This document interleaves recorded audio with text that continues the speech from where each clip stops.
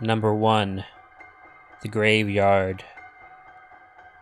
When I was about 16 years old, I used to hang out with my best friend Joe most days after school. It didn't become unusual for me to spend the majority of my days there after school and on the weekend. I'd often get home very late, and my family would already be in bed. Joe lived on the other side of town, so the walk home was quite long. In order to get home as soon as possible, I always cut through a large cemetery in order to shave several minutes off of my journey. This happened to me late on a Saturday night. I'd been at Joe's playing video games for hours. We got pretty invested in the game, and before I knew it, it was already 2 a.m. It was too late to get in touch with my parents and ask permission to spend the night, so I headed on home. I guess most people would have thought the dark and quiet walk home was pretty creepy, but I didn't think twice about it.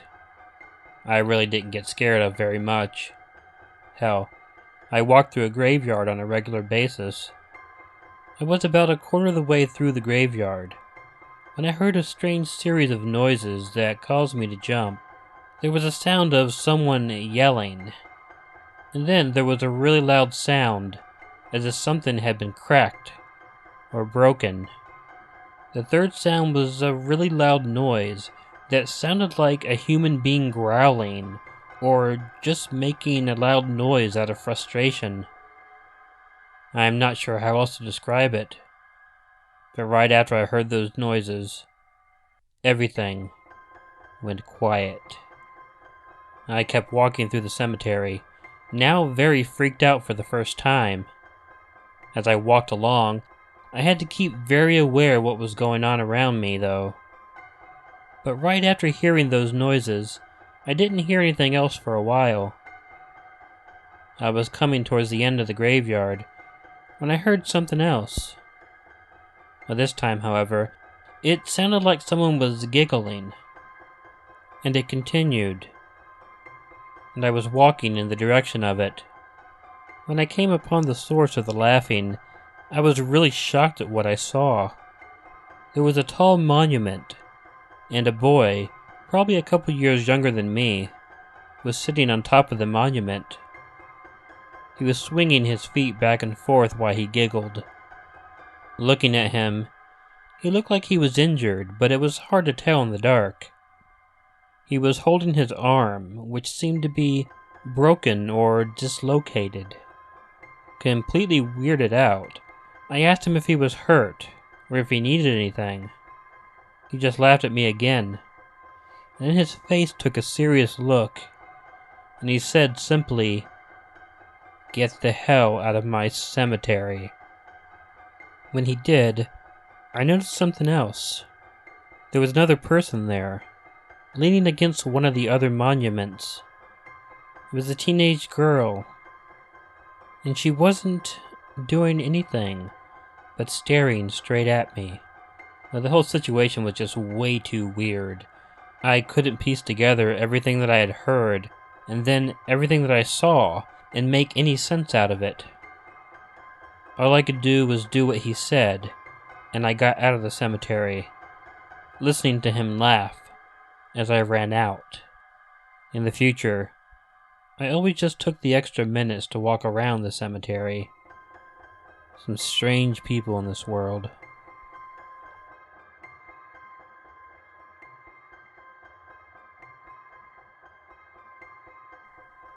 Number 2. The Squeal. When I was a teenager, I got a job at a local restaurant in order to save up money to buy myself a car. Because I was in school, I had to work a night shift. Often, I wouldn't get out of the place until after midnight. My parents were in bed by that time, and because of that, I had to walk home, since I didn't have a car. I lived in a small and pretty quiet town, so it was always a pretty quiet walk, and nothing ever really happened, except for once. The walk took me up Main Street in the town, before I got into the residential area. It was a big change from the brightly lit streets of the town To go into the forested and darkened area where the houses were, I had to walk across a bridge, and there were only a very few buildings next to the road. One was a gas station and a few small office buildings. Once I passed those, it was just trees, though. It was very quiet as usual. But when I was about to turn onto the street into my neighborhood, I suddenly heard a very odd noise. It was some sort of squealing sound. It was like an animal was in trouble. At first, I thought it was just a random noise being made, and I tried to ignore it. But it then got a lot louder, and it was a bone-chilling and disturbing noise, like something was being tormented. I told myself that it was just a cat attacking a bird, but it almost seemed like rather than just attacking the bird, the cat was torturing it. I got very unsettled.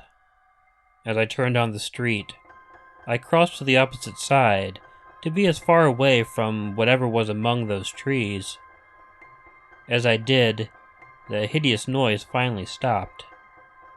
But the quiet afterwards was almost more unsettling. As I walked up the street, there was a motion out of the corner of my eye.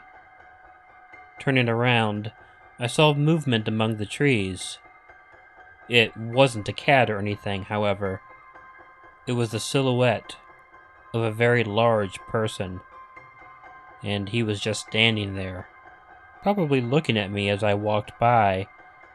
I put two and two together, and figured that whatever that noise had been, it was caused by whoever that was.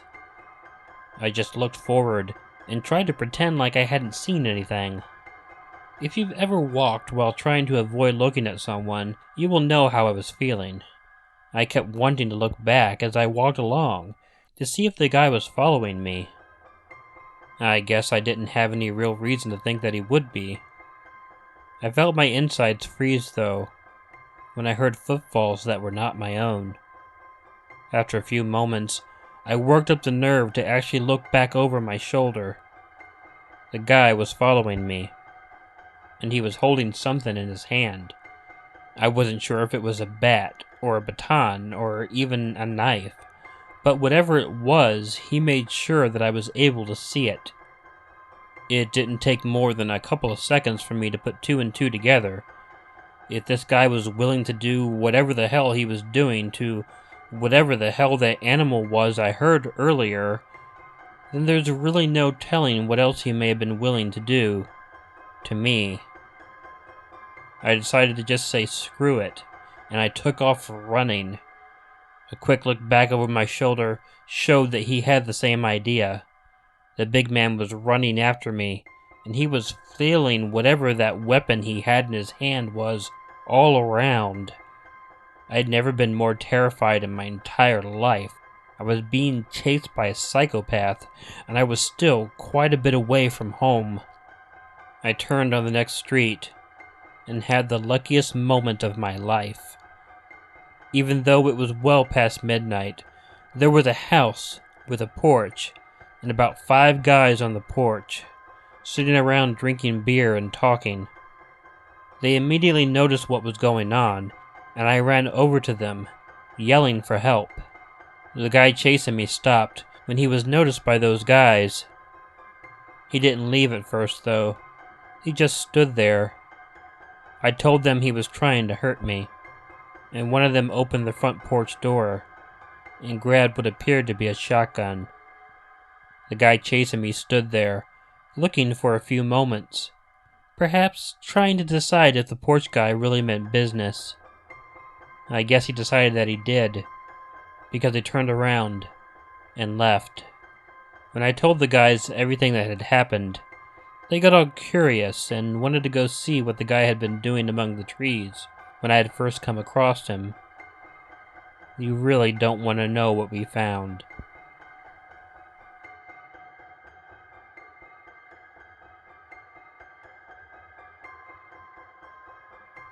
Number 3. The Gym. My car was having some problems, so I had to put it in the shop.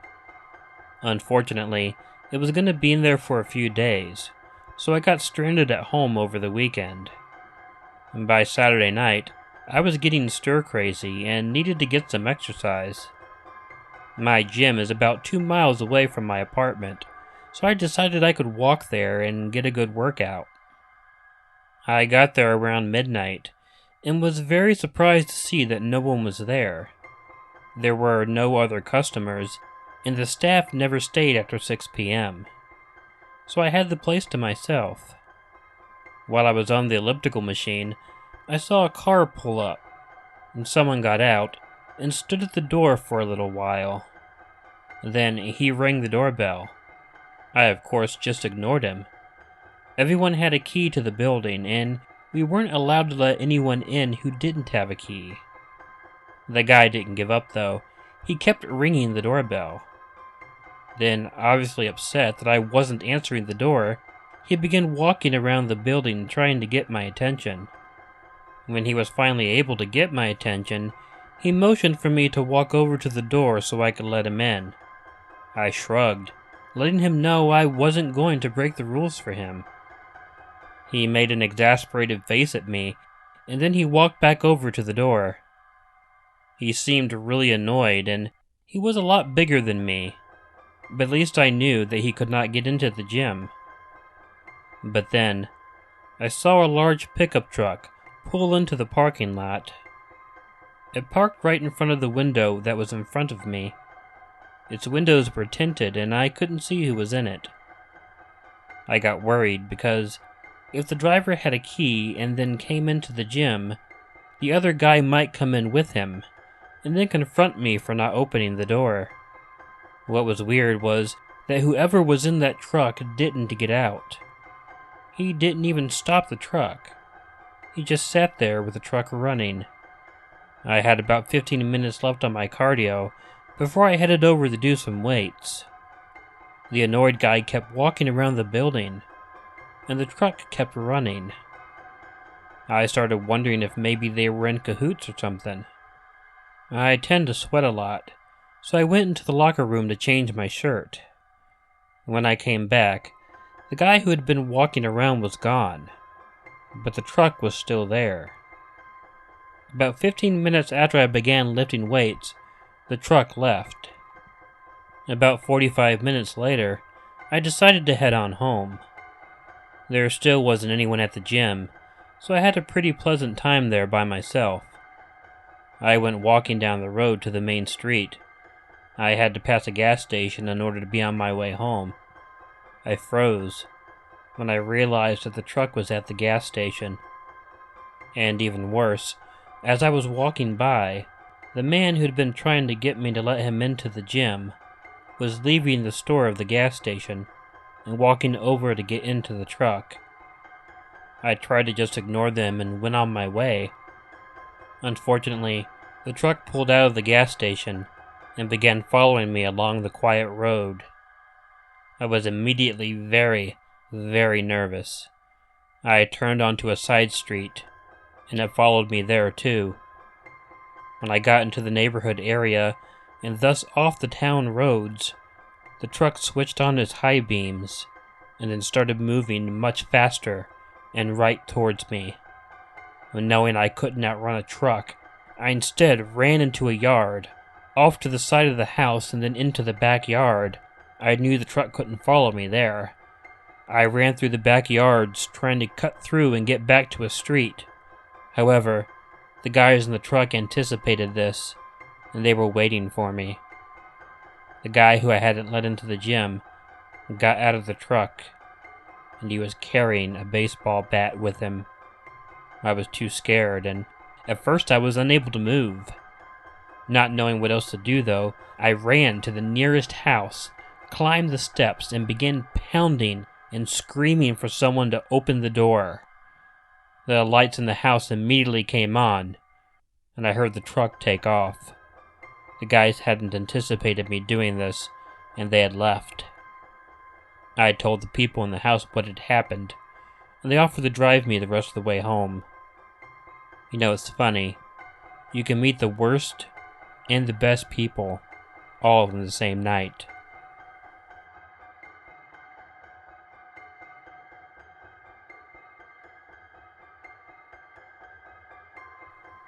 Hey all, Killer Orange Cat here. If you like this video, please let me know by hitting the like button. If you're not already subscribed to Killer Orange Cat, please hit the button below, or the button of the tabby that will appear at the end of this video. Feel free to leave me some comments and share this video with someone you think might enjoy it. If you're really bored, you can also consider following Ichigo and myself on Facebook and Twitter. If you have a story you'd like narrated on Killer Orange Cat, please send it to the email address provided in the description. If you have ideas for a top 5 list, or if you have ideas for story compilations you might want to see, please leave them in the comment section for me. In the meantime, don't forget to make sure to check in your closet and check under your bed, because you never know where a Killer Orange Cat might be hiding. Good night.